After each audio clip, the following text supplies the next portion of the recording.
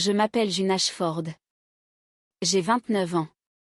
Et hier après-midi, j'ai regardé mon téléphone s'allumer si souvent que j'ai fini par le poser face contre table sur mon bureau. 88 appels manqués en une seule journée.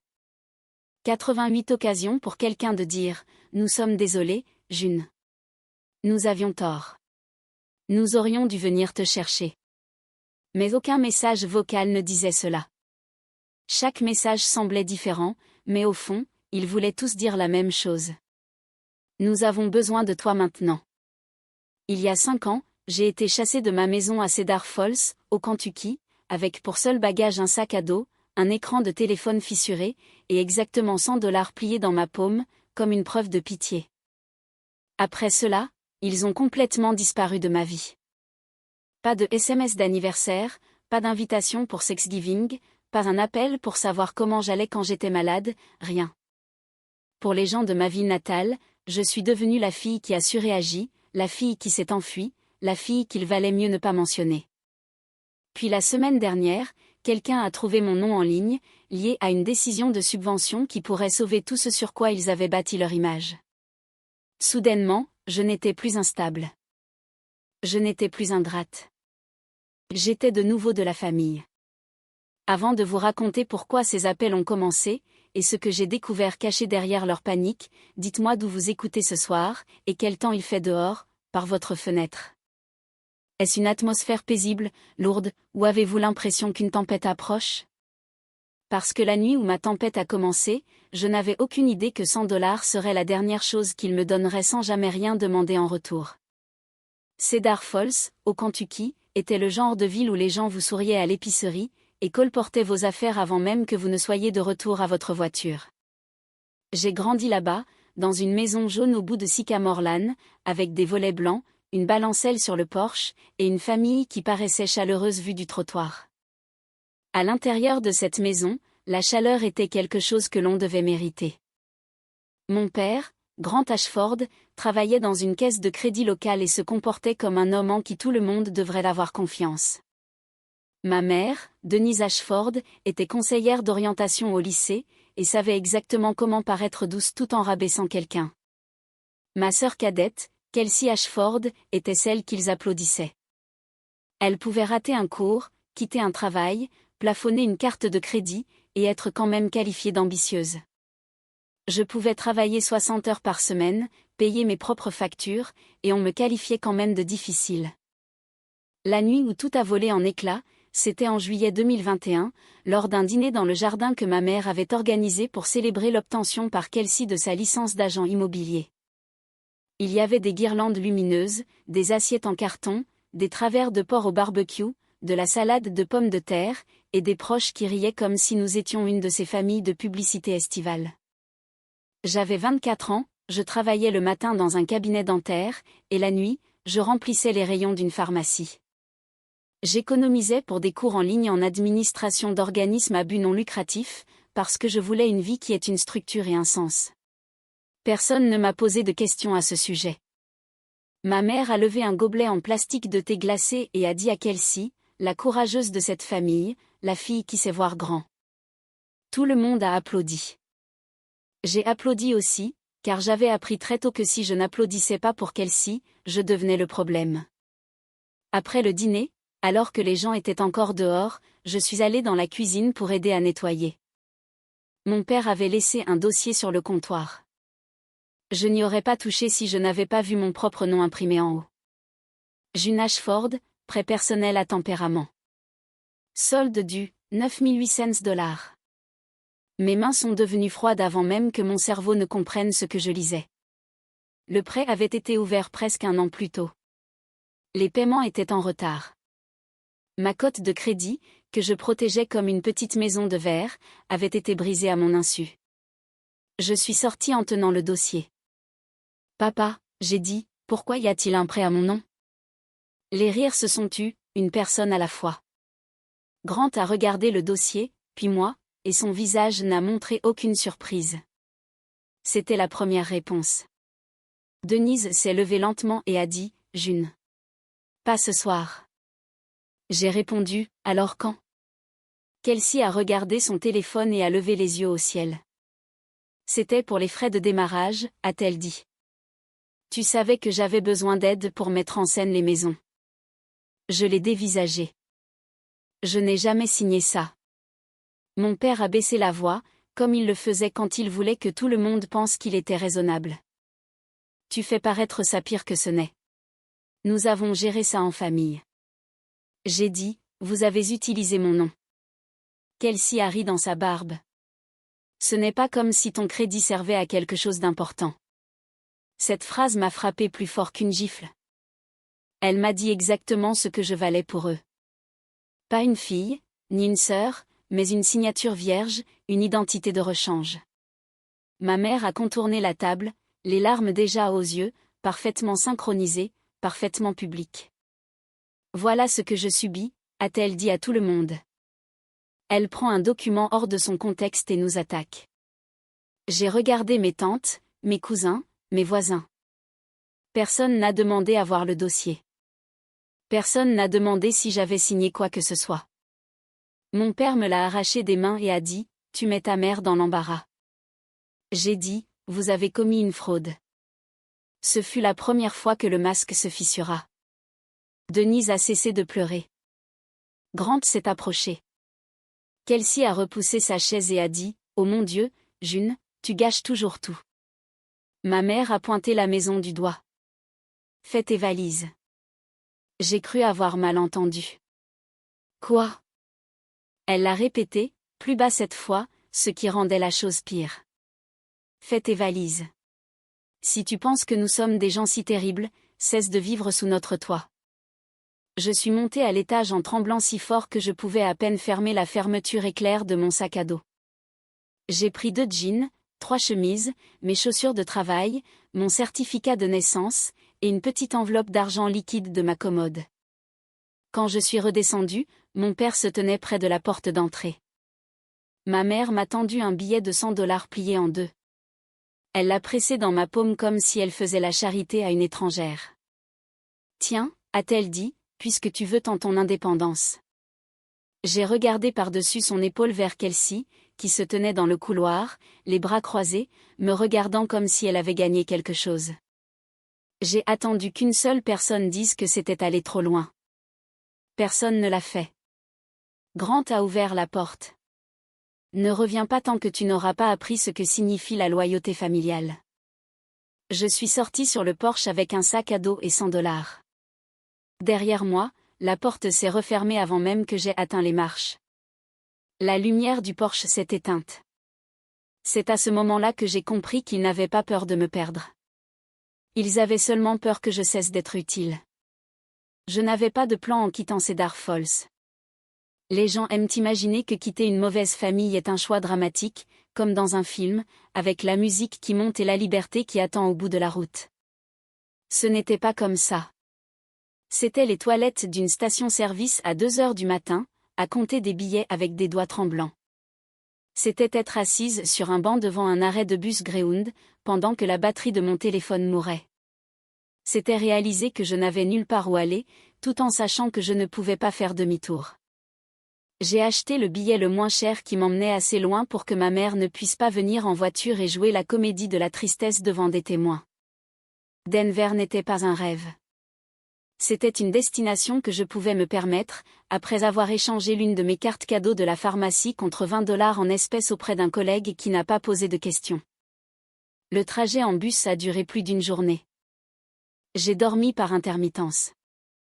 Chaque fois que je me réveillais, je vérifiais mon téléphone. Pas d'appel, pas de message, ni de ma mère, ni de mon père, ni de Kelsey.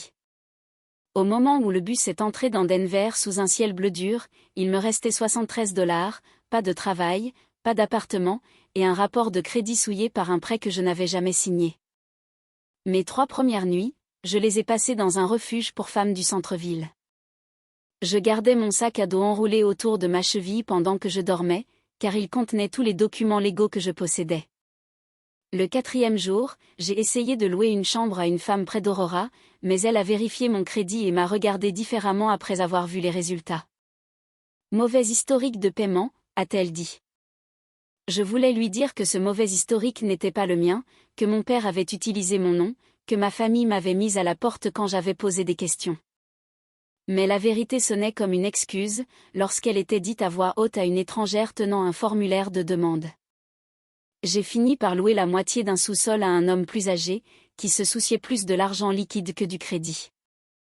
Le plafond fuyait quand il pleuvait.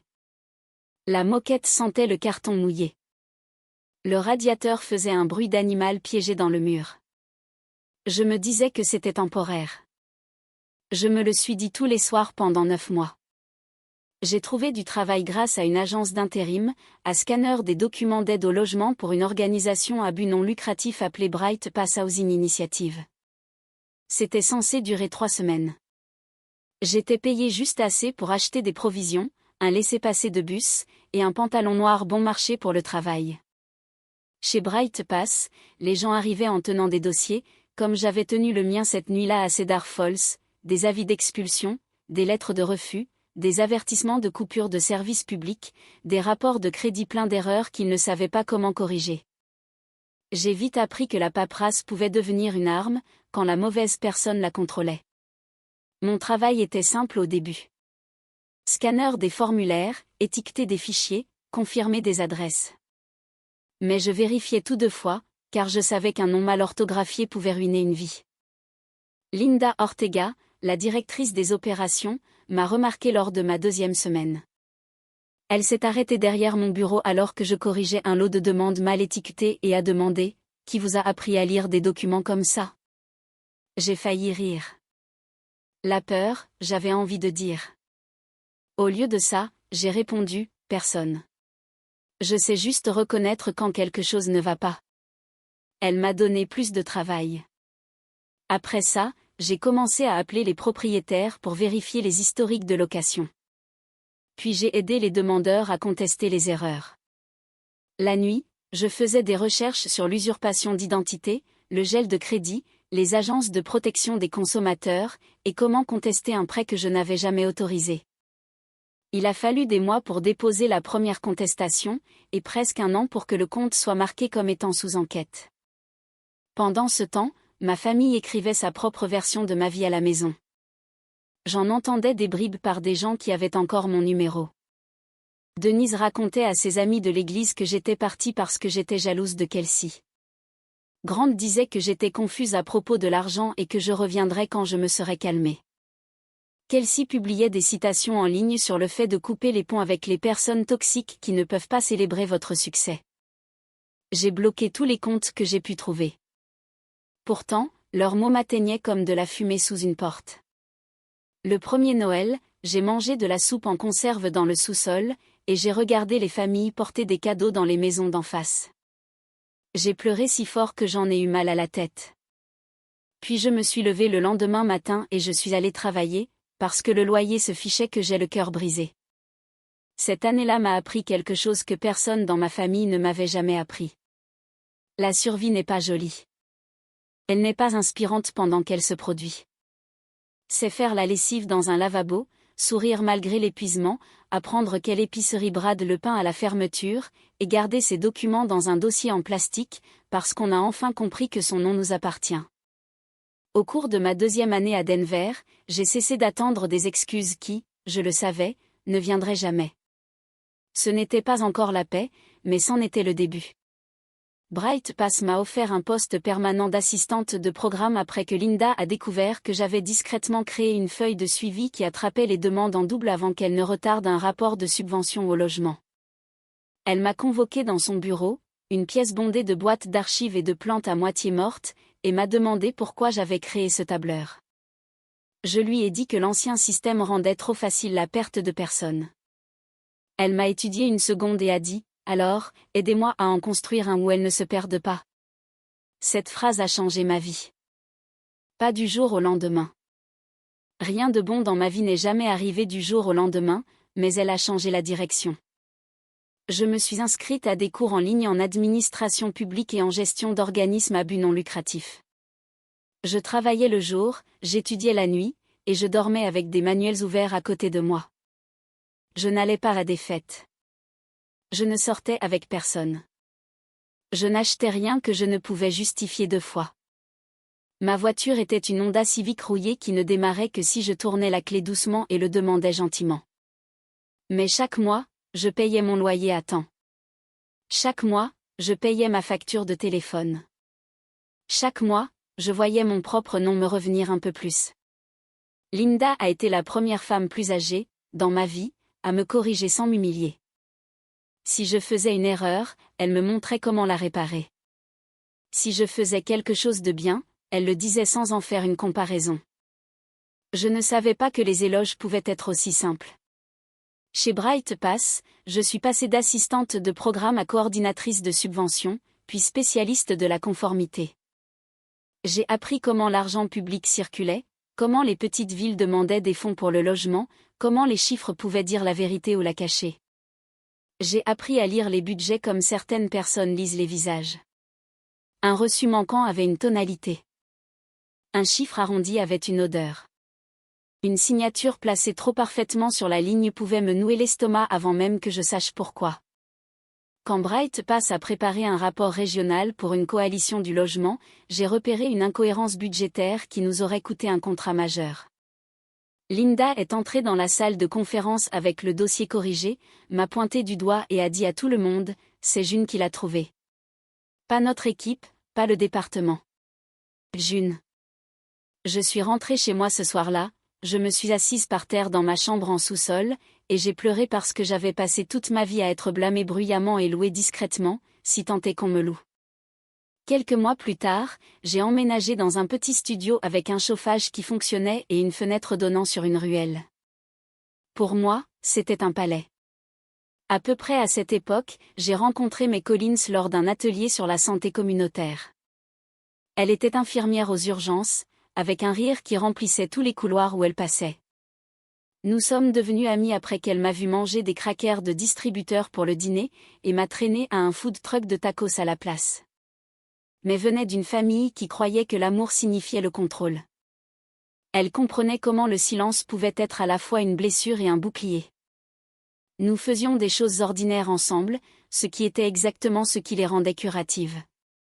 Les courses, les films bon marché, les promenades dans le parc municipal, les longues discussions dans des voitures garées après des journées difficiles. Elle ne m'a jamais dit que je devais pardonner. Elle n'a jamais dit, mais ce sont toujours tes parents. Elle a juste demandé, sont-ils sans danger pour toi? Cette question est devenue une boussole.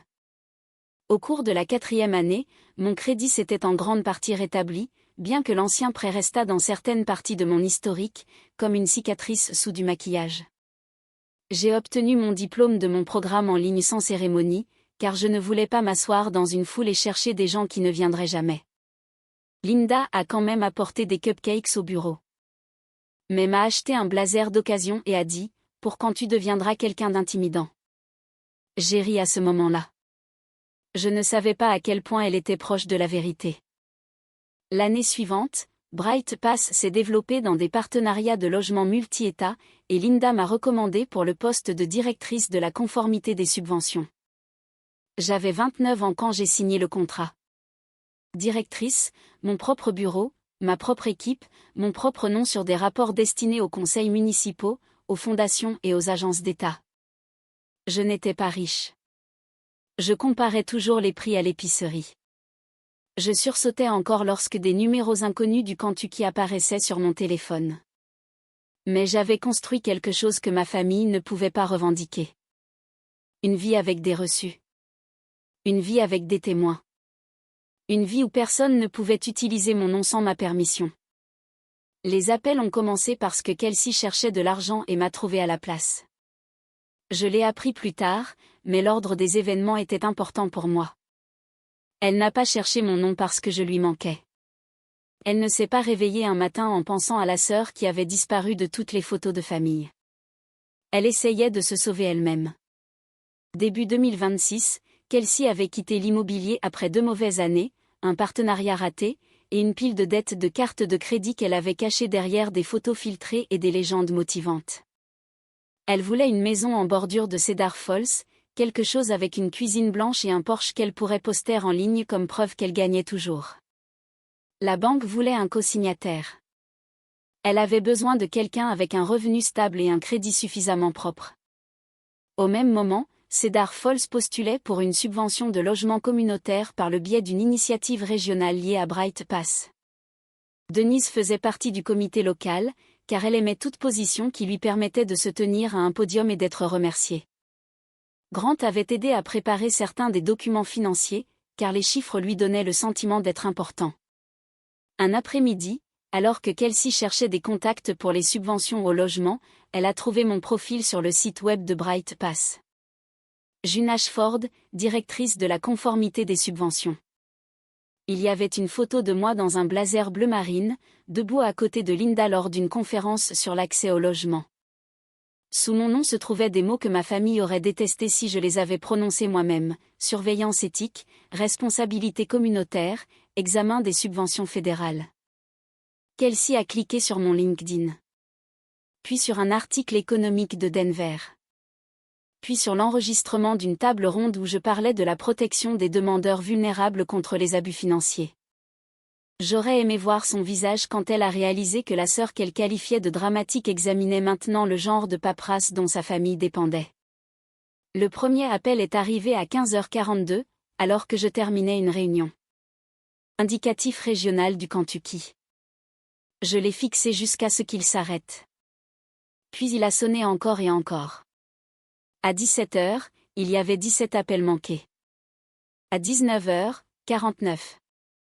Le lendemain matin, 88. Je me suis assise dans mon bureau, la porte fermée, et j'ai écouté les messages vocaux un par un. La voix de Kelsey est venue en premier. Trop douce. Trop prudente. Salut June, c'est moi. Je sais que ça fait un moment. Rappelle-moi. J'ai vraiment besoin de te parler. Mon père a suivi. June, c'est ton père. Ta mère et moi avons entendu dire que tu vas bien. Nous sommes fiers de toi. Nous devons discuter de quelque chose d'important pour la famille. Fier de moi? Il l'a dit comme un mot de passe dont il venait de se souvenir. Les messages de ma mère étaient pires, parce qu'elle semblait offensée que je n'ai pas répondu. La famille n'ignore pas la famille, June. Quoi qu'il se soit passé avant, nous devons aller de l'avant. Puis Kelsey à nouveau, pleurant cette fois. Je suis sur le point de tout perdre. Tu peux arranger ça avec une seule signature. Une seule signature. Voilà. La même chose qu'il voulait 5 ans plus tôt.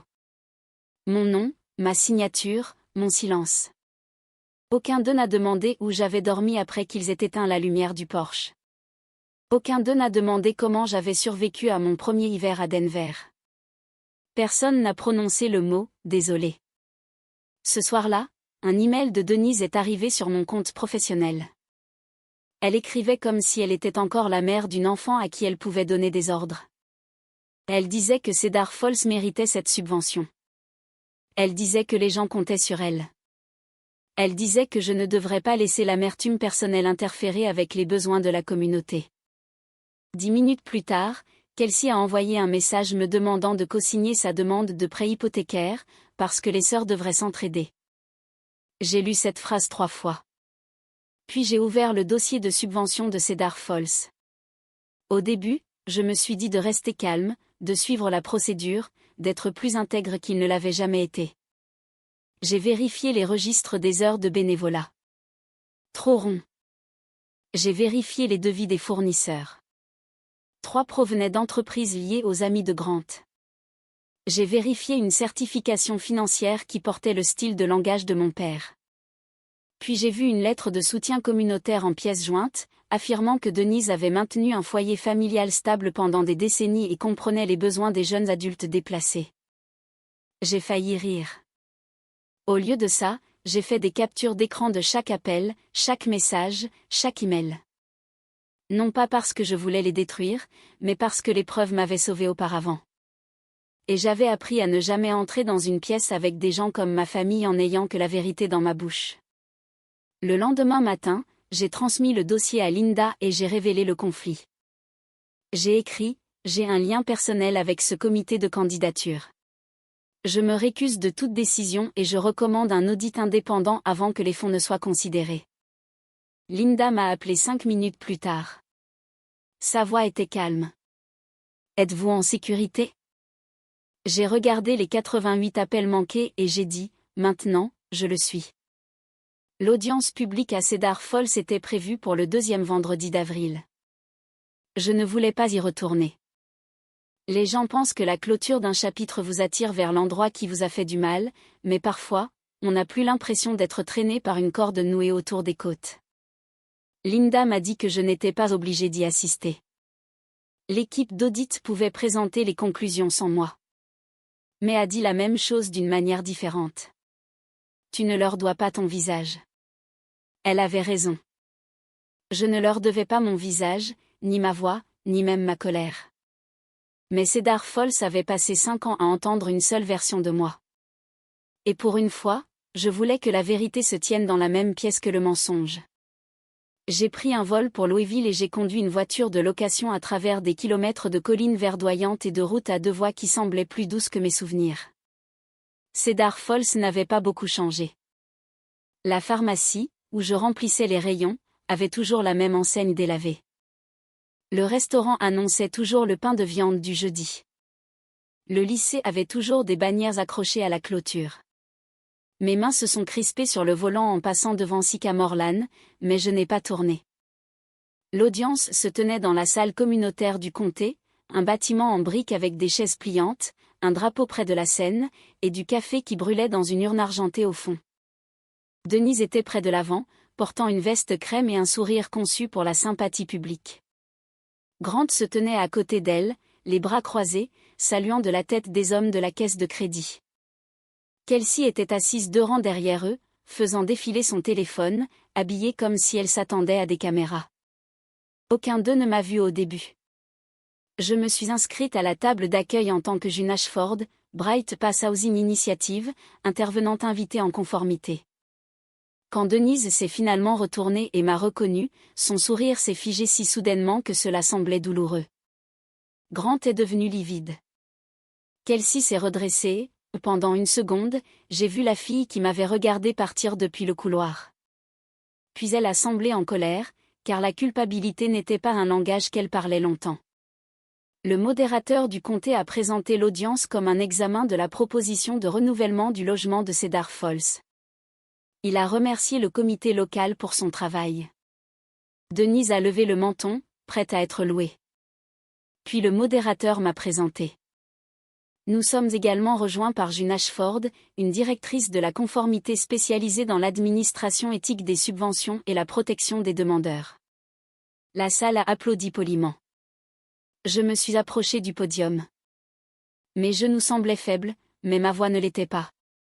J'ai parlé de l'argent public, de la confiance de la communauté, et des raisons pour lesquelles les programmes de logement échouent lorsque les dirigeants se soucient plus de l'image que des gens. J'ai dit, une communauté ne peut pas prétendre protéger les jeunes adultes déplacés tout en ignorant le mal fait au sein de ses propres foyers. Je n'ai pas regardé ma mère en le disant. Je n'en avais pas besoin. L'atmosphère dans la salle a changé quand même. Les gens savaient. Les petites villes savent toujours, avant d'admettre qu'elles savent. Puis l'équipe d'audit indépendant a présenté ses conclusions préliminaires, des heures de bénévolat gonflées, des reçus manquants, des devis de fournisseurs liés à des relations personnelles, un conflit dans la certification financière, et puis le détail qui a fait taire la salle. Des années plus tôt, un prêt à tempérament avait été ouvert à mon nom, par le biais de documents liés à la même caisse de crédit où Grant travaillait. L'auditeur n'a accusé personne sur scène. Elle n'en avait pas besoin. Elle a simplement dit que les signatures ne semblaient pas cohérentes et que l'affaire avait été renvoyée pour un examen plus approfondi. Denise s'est levée. C'est scandaleux, a-t-elle dit. Ma fille a clairement introduit un ressentiment personnel dans une affaire communautaire. Voilà, ma fille. Après 5 ans, elle a retrouvé le mot devant un public. Je l'ai regardée et j'ai dit, vous avez eu mon numéro pendant 5 ans. Vous ne l'avez pas utilisé avant d'avoir besoin de ma signature. La salle est devenue si silencieuse que je pouvais entendre le bourdonnement du microphone. Denise a essayé de sourire. June, ma chérie, ne faisons pas ça en public. J'ai dit, vous avez rendu ma réputation publique quand vous avez dit aux gens que j'étais instable. Vous avez rendu mes finances publiques quand vous avez utilisé mon nom. Je ne fais que rendre ma limite publique. Grant s'est avancé et a chuchoté, ne ruine pas cette famille. Je me suis tourné vers lui. Vous m'avez tendu $100 et fermé la porte. Cette famille n'a pas été ruinée par mon honnêteté. Kelsey s'est alors mise à pleurer, assez fort pour que les gens le remarquent. Elle a dit, je suis ta sœur. J'ai besoin d'aide. J'ai hoché la tête. J'ai entendu les 88 appels. Pas une seule excuse, juste de l'aide. Le visage de Denise a changé. La veste crème, la voix de conseillère, le jeu de la mère blessée, tout a glissé. Tu te crois meilleur que nous parce que tu as obtenu un titre chic à Denver? Je n'ai pas haussé la voix. Non, je pense que je comprends enfin qu'être utile pour vous n'a jamais été la même chose qu'être aimé par vous. Le modérateur a appelé à l'ordre, mais la salle avait déjà tourné. Les gens chuchotaient. Quelqu'un au fond a dit, elle a dit que June s'était enfuie. Une autre voix a dit, Denise nous a dit qu'elle était instable. Kelsey s'est essuyé le visage à deux mains, mais personne ne s'est précipité pour la réconforter. Grant regardait le sol. Pour la première fois de ma vie, il ne pouvait pas faire parler un document à sa place. Je suis retourné au podium pour une dernière phrase. Je me suis récusé de toutes les décisions concernant Cedar Falls. Je n'approuverai, ne bloquerai, ne cacherai, ni ne corrigerai quoi que ce soit. Le dossier peut parler de lui-même. Puis je me suis retiré. Pas de cris, pas de discours de vengeance, pas de sortie dramatique, juste le bruit des chaises qui bougent alors qu'une ville réalisait que la fille qu'ils avaient plainte disait la vérité, sans jamais avoir prononcé un mot. Les conséquences ne sont pas arrivées comme la foudre. Elles sont arrivées comme le courrier, silencieuses, officielles, impossibles à ignorer. 2 semaines après l'audience, la subvention au logement de Cedar Falls a été suspendue, en attente d'un examen complet. On a demandé à Denise de se retirer du comité local, puis du conseil de liaison avec les parents au lycée. Le district scolaire ne l'a pas licenciée immédiatement, mais ils ont ouvert une enquête interne après que des parents se soient demandé si une conseillère qui avait publiquement déformé la réalité sur sa propre fille devait conseiller des élèves vulnérables. Grant a été mis en congé administratif de la caisse de crédit pendant que les anciens documents de prêt étaient examinés. Les gens qui avaient autrefois fait confiance à sa voix calme de l'autre côté d'un bureau ont commencé à se demander ce qu'il avait été prêt à signer d'autre quand personne ne regardait. La demande de prêt hypothécaire de Kelsey s'est effondrée sans co-signataire. Son agence immobilière a coupé les ponts après que l'audit a soulevé des questions sur des déclarations de revenus gonflées et des relations au sein du comité dont elle s'était vantée en ligne. Elle est retournée vivre dans la maison jaune de Sycamore Lane, dans le même couloir où elle m'avait regardé partir. Et pour une fois, être la favorite ne l'a pas protégée de la réalité. J'aimerais pouvoir dire que j'ai ressenti une pure satisfaction. Parfois, c'était le cas. Je suis humaine. Il y a eu des moments où j'ai pensé à cette lumière du porche qui s'éteignait, et j'ai ressenti une petite étincelle dure de justice. Mais la plupart du temps, je me sentais fatiguée. Leurs vies ne se sont pas effondrées parce que j'ai crié. Elles se sont effondrées parce que les gens ont enfin regardé la paperasse. C'était important pour moi. La vengeance peut devenir une autre sorte de chaîne, si tout ce que vous voulez est que la douleur soit rendue pour la douleur. Je voulais quelque chose de plus propre. Je voulais récupérer mon nom. 1 mois après l'audience, j'ai reçu une lettre de Grant. Pas un SMS, pas un message vocal. Une lettre écrite à l'encre bleue sur du papier à en-tête de la caisse de crédit qu'il n'aurait probablement pas dû utiliser. Il a admis qu'il était resté silencieux quand Denise avait décidé qu'il était plus facile de me blâmer que Kelsey. Il a admis qu'il avait aidé à faire circuler des documents qu'il aurait dû refuser de toucher. Il ne demandait pas d'argent. Il ne me demandait pas d'appeler. Il a écrit, « Tu méritais un père qui protégeait ton avenir au lieu d'emprunter dessus. » J'ai lu cette ligne 3 fois. Puis j'ai mis la lettre dans un tiroir. Je ne lui ai pas pardonné ce jour-là. Le pardon n'était pas un bouton sur lequel je pouvais appuyer simplement parce qu'il avait enfin trouvé de meilleurs mots. Mais je me suis permis de ressentir le poids d'entendre quelque chose qui s'approchait de la vérité. Denise n'a envoyé qu'un court email disant que je l'avais humiliée. Je l'ai supprimé. Kelsey a envoyé un SMS, « J'espère que tu es heureuse ». Je n'ai pas répondu. Mon silence n'était plus de la peur. C'était de l'appropriation. De retour à Denver, Bright Pass a approuvé un nouveau programme que j'avais proposé, appelé le Fonds des premiers cents. Il était destiné aux jeunes adultes qui avaient été mis à la porte, coupés des vivres, ou contrôlés financièrement par leur famille. Pas seulement de l'argent d'urgence, bien que nous en offrions aussi. Nous leur apprenions à geler leur crédit, à remplacer des documents, à lire des contrats de location, à demander une aide universitaire, à contester des comptes qu'ils n'avaient pas ouverts, et à reconnaître quand la culpabilité familiale était utilisée comme une laisse. Mais faisait du bénévolat 2 fois par mois. Linda m'a aidé à établir des partenariats avec des groupes d'aide juridique et des conseillers financiers. Le premier atelier comptait 12 personnes. Au 3e mois, il y en avait 40. Certains arrivaient en colère. D'autres, honteux. Certains croyaient encore qu'ils devaient mériter l'amour en sauvant les mêmes personnes qui leur faisaient du mal. Je leur ai dit ce que j'aurais eu besoin que quelqu'un me dise à 24 ans. Vous avez le droit de protéger vos documents. Vous avez le droit de protéger votre paix. Vous avez le droit de dire non aux gens qui ne se souviennent de vous que lorsque votre nom, votre argent, ou votre signature peut les sauver. C'est devenu la partie de mon histoire qui comptait le plus pour moi.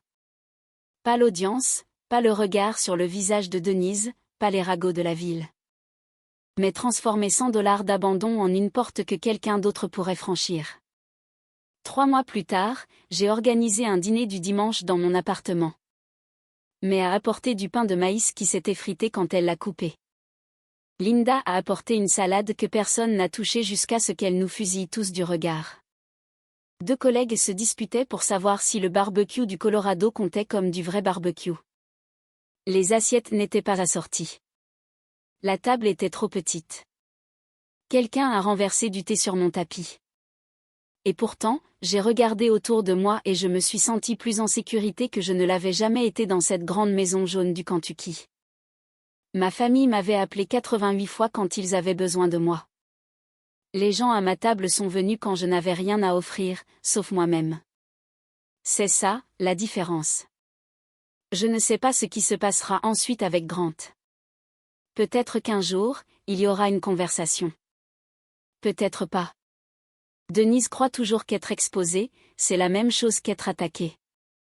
Kelsey pense toujours que le besoin est la même chose que l'amour. Je ne peux pas construire ma vie en attendant qu'ils comprennent.